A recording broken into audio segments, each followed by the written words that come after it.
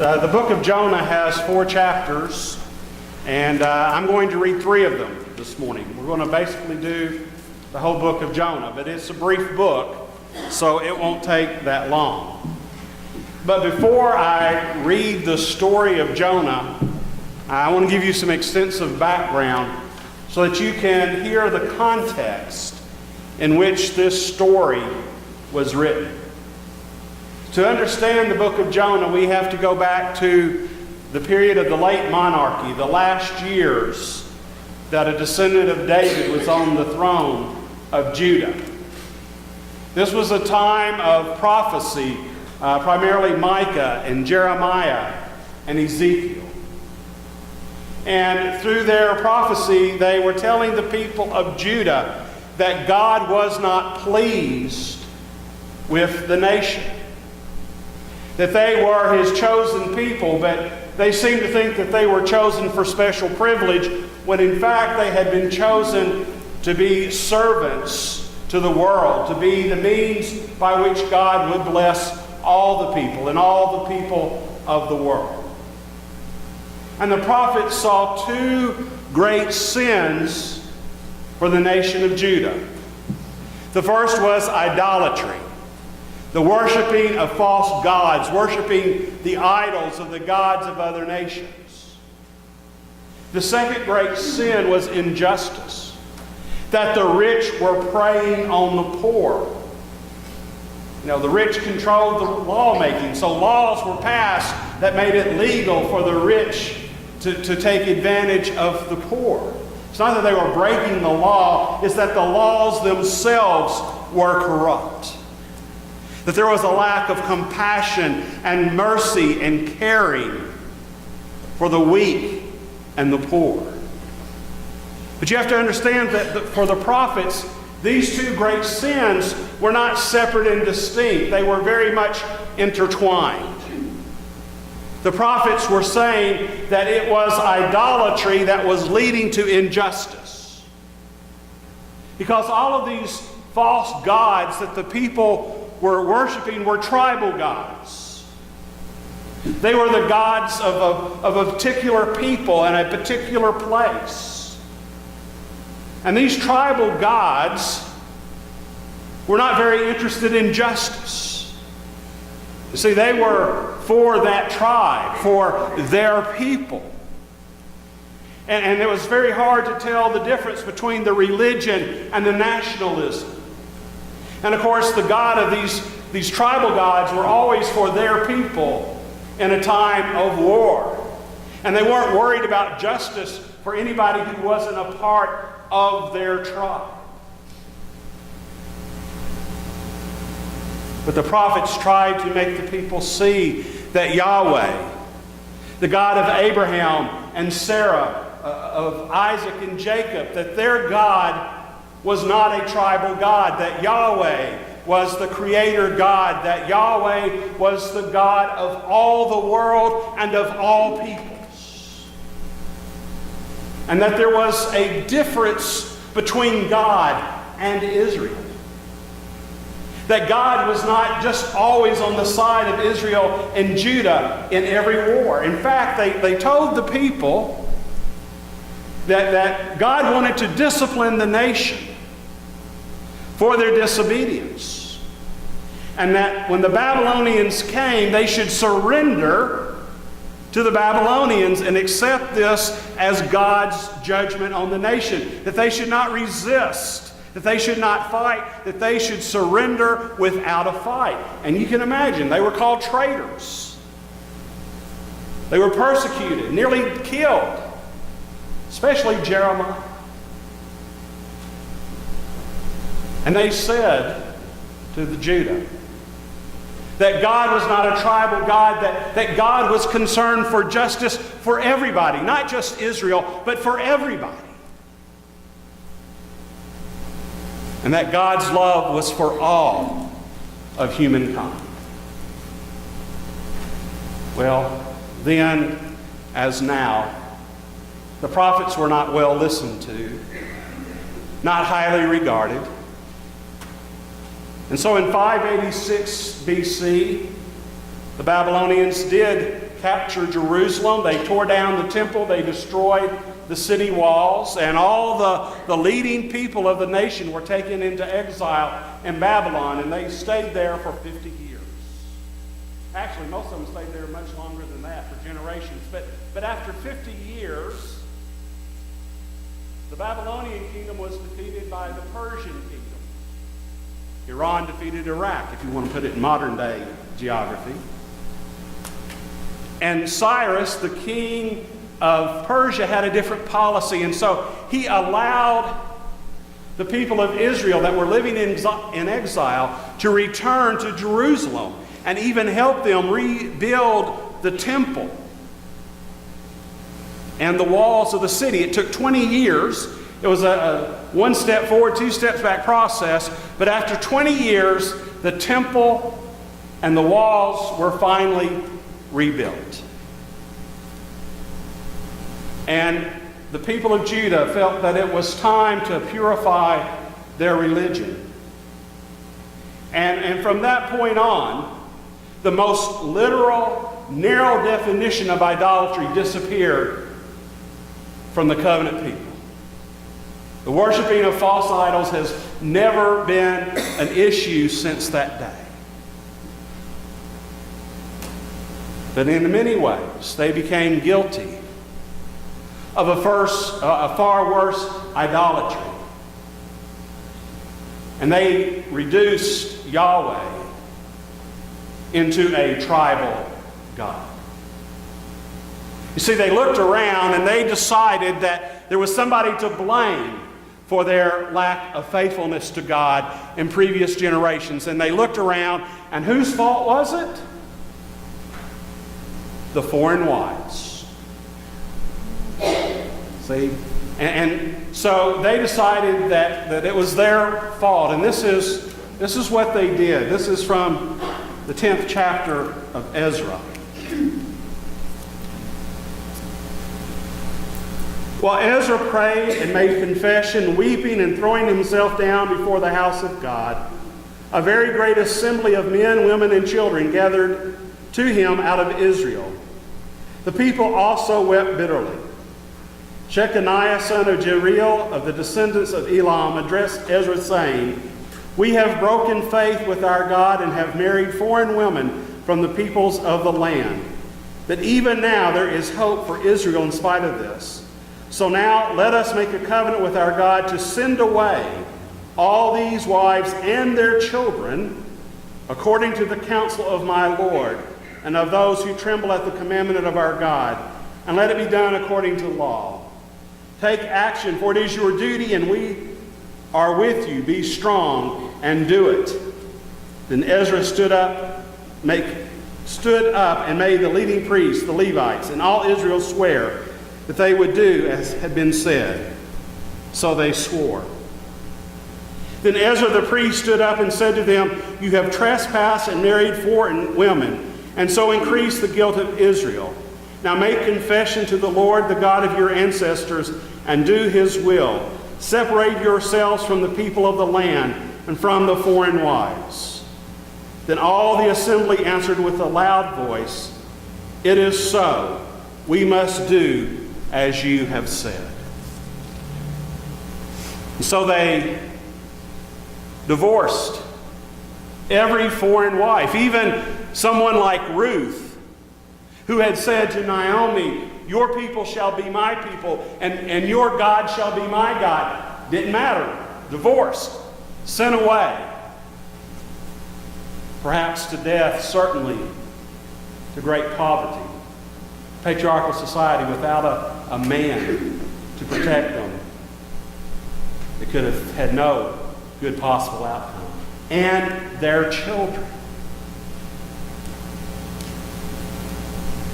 Because they reduced God to a tribal God who cared more about racial purity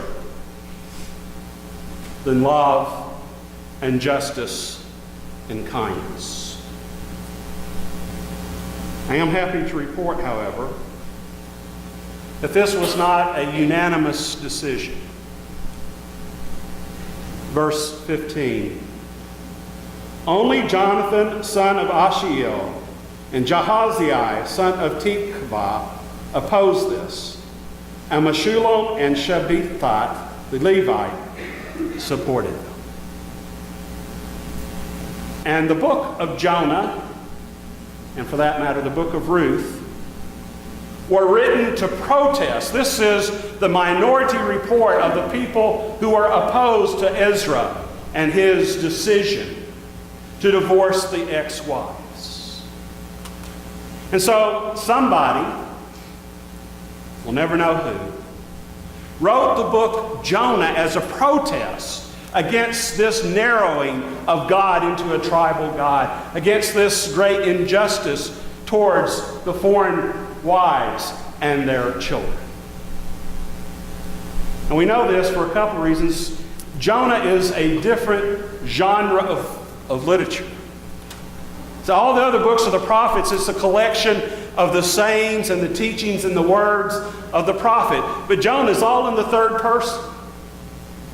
And it's a story about Jonah. It's not the prophecy of Jonah. And it's also kind of an alternative history. My son got interested in reading these type of books. You know, an alternate history. What if the Civil War had ended in a draw instead of the North defeating the South? What would be the history of North America since then? And Jonah's that type book, because in the book it says that all the people of Nineveh turned to God and accepted God.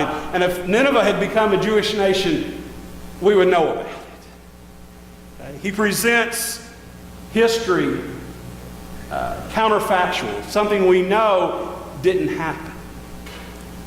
And understand, it's satire. It's biting, political, religious satire. Jonah is an idiot. You hear the story, that'll come out. The prophet is an idiot.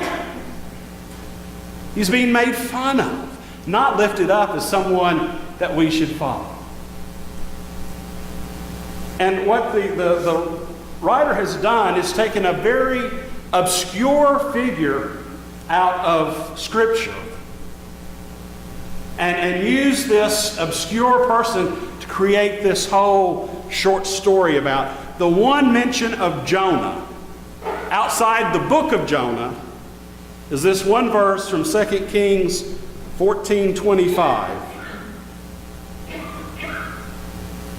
He, Jeroboam II, he restored the border of Israel from Both Hamath as far as the sea of Arabah, according to the word of the Lord, the God of Israel, which he spoke by his servant Jonah, son of Amittai, the prophet, who was from Gathhepher.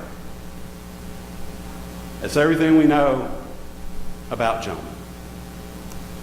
And so with all that background, now let me turn, if I can find it, and read the story of Jonah. And it's not on the monitors. That was just too much text to copy, so when I find the page number, I'll tell you. You want to follow, it's on page 859 of the Pew Bible. But it's a simple story, so you can probably follow it just with me reading it to you. Now the word of the Lord came to Jonah, son of Amittai, saying, Go at once to Nineveh, that great city, and cry out against it, for their wickedness has come before me. But Jonah set out to flee to Tarshish from the presence of the Lord. He went down to Joppa and found a ship going to Tarshish. So he paid his fare and went on board to go with them to Tarshish, away from the presence of the Lord. Okay, Nineveh is the enemy of Israel. It is the city that ends up destroying the northern kingdom of Israel. It is their sworn enemy. And God says to Noah, go to Nineveh, which is in the east, northern Iraq today. Go to the east and preach to the city of Nineveh. And so Jonah gets online and books a trip with Travelocity to Tarshish, which is Spain, as far west as you could go in that day. God says, go east, young man, and he says, I'm headed west. He is consciously running away from God, doing the opposite of what God has commanded him. But the Lord hurled a great wind upon the sea, and such a mighty storm came upon the sea that the ship threatened to break up. Then the mariners were afraid, and each cried to his God. They threw the cargo that was in the ship into the sea to lighten it for them. Jonah, meanwhile, had gone down into the hold of the ship and had laid down and was fast asleep. The captain came and said to him, "What are you doing sound asleep? Get up, call on your God. Perhaps the God will spare us a thought so that we do not perish." The sailors said to one another, "Come, let us cast lots so that we may know on whose account this calamity has come upon us." So they cast lots, and the lot fell on Jonah. Then they said to him, "Tell us why this calamity has come upon us. What is your occupation? Where do you come from? What is your country?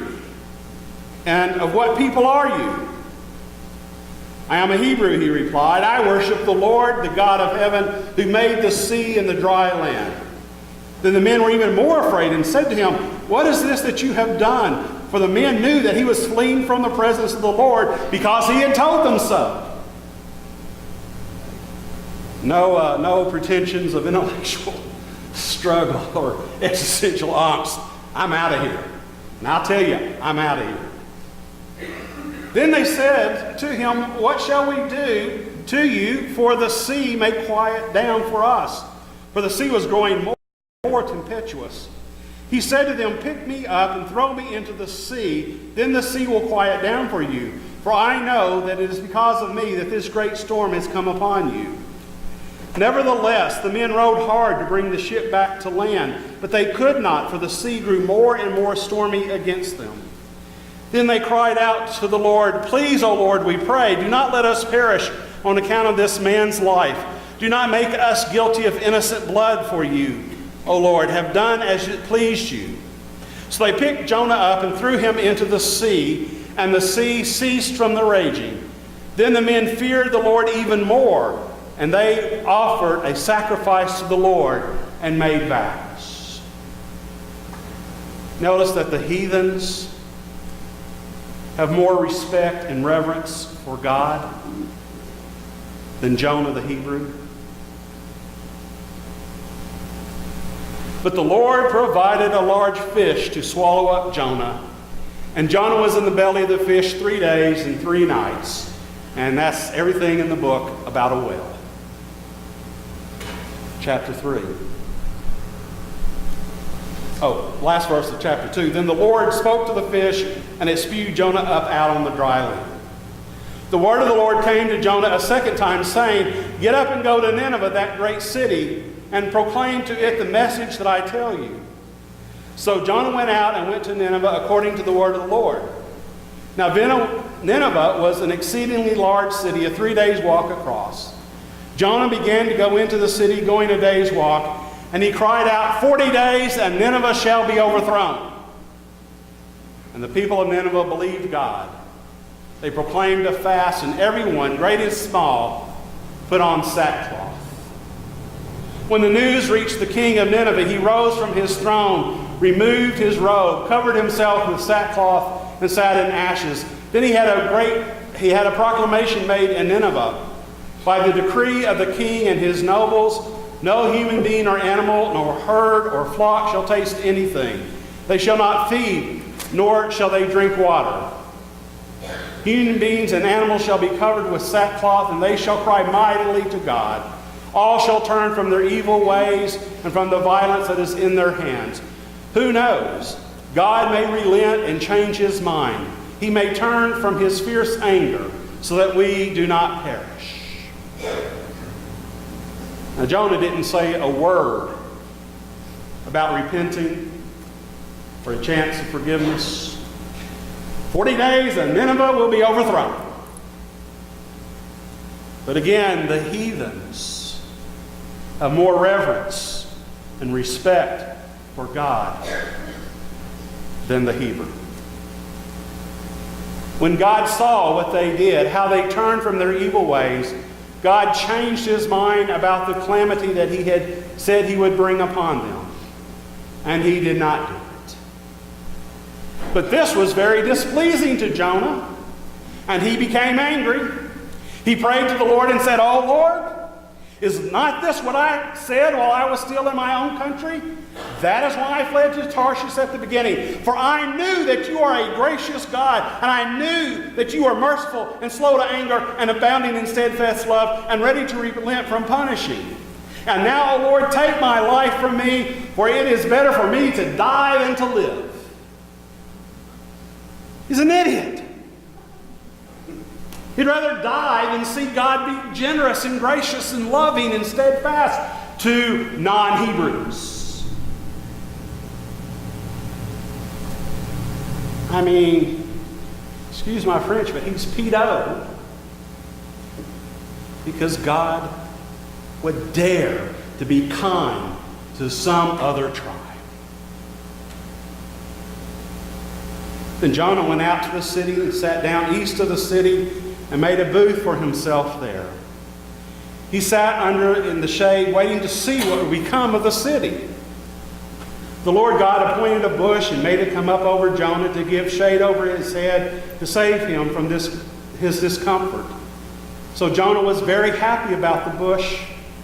But when the dawn came up the next day, God appointed a worm that attacked the bush so that it withered. And when the sun rose, God prepared a sultry east wind, and the sun beat down on the head of Jonah so that he was faint, and asked that he might die. He said, "It is better for me to die than to live." He's an idiot. But God said to Jonah, "Is it right for you to be angry about the bush?" And he said, "Yes, angry enough to die." Then the Lord said, "You are concerned about the bush for which you did not labor and which you did not grow. It came into being in a night and perished in a night. And should I not be concerned about Nineveh, that great city in which there are more than 120,000 persons who do not know their right hand from their left, and also many animals?" Now, of course, the book of Jonah is irrelevant because it was written so long ago. But you know, if we lived in a time where some of God's people thought God was a tribal God, if some of God's people thought that God loved him and them and hated everybody else, if there were people that it was hard to tell their religion from their nationalism and patriotism, if there were people who were more concerned about their own comfort than the destruction of other people, well, if we had Christians like that, well then maybe the book of Jonah would be relevant again. But it's not, is it?